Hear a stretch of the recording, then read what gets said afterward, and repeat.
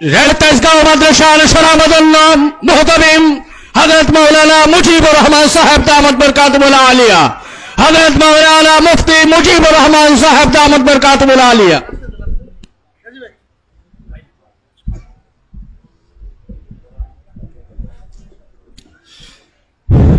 अस्सलामु अलैकुम वरहमतुल्लाहि वबरकातुहू। नहमदुहु व नुसल्ली अला रसूलिहिल करीम, अम्मा बाद। फ़ाऊज़ु बिल्लाहि मिनश शैतानिर रजीम। वातसिमू बिहब्लिल्लाहि जमीअन व ला तफर्रकू। सदकाल्लाहुल अलियुल अज़ीम।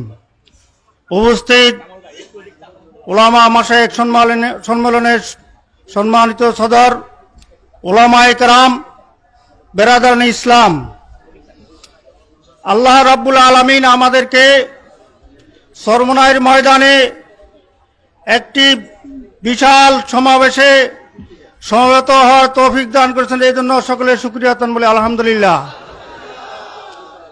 আমরা আমাদের জীবনের যে হায়াত, এই হায়াত অনুযায়ী বলতেছি যে 50 বছরের এই বাংলাদেশে যে সকল ইসলামিক দলগুলো সৃষ্টি হয়েছে, আমরা দেখেছি যে এখানে যে আবু খালিদ সাহেব বক্তৃতা করলেন, ওনার শ্বশুর খতিব আজম সিদ্দিক আহমদ রহমতুল্লাহ আলাইহি যে দলের প্রধান ছিলেন, সেই দলটাও আজকে একবারই কাফন দাফনের মতন শেষ।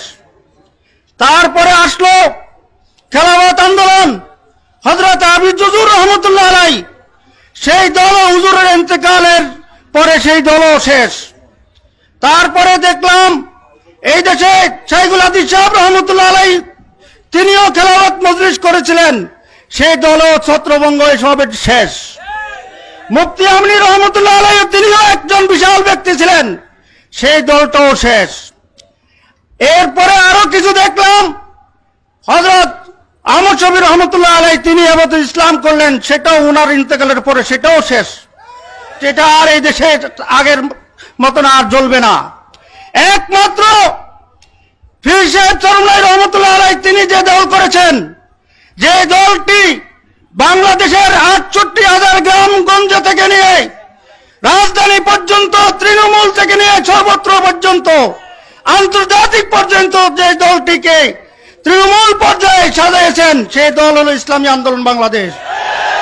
সুতরাং এই দলটিকে, এই বৃক্ষটিকে, এই গাছটিকে টিকে রাখার জন্য আমাদের উলামায়ে কেরামদেরকে সর্বত্র সকল জায়গায় ঐক্যবদ্ধ হয়ে এই দলকে শক্তিশালী করে এই দেশের মধ্যে, সারা বিশ্বের মধ্যে একটা মডেল, একটি দল তৈরি করে আমরা দেখা দিতে চাই। কি বলেন, রাজি আছি তো? আল্লাহ তাআলা আমাদের সকলকে কবুল করে। আখির দাওয়ানা আলহামদুলিল্লাহি রাব্বিল আলামিন। সংগ্রামী সাথী ও বন্ধুগণ, সম্মেলনের পর্যায়ে বক্তব্য নিয়ে আসছেন আল্লামা শামসুল হক ফরিদপুরী রহমতুল্লাহি আলাইহির সুযোগ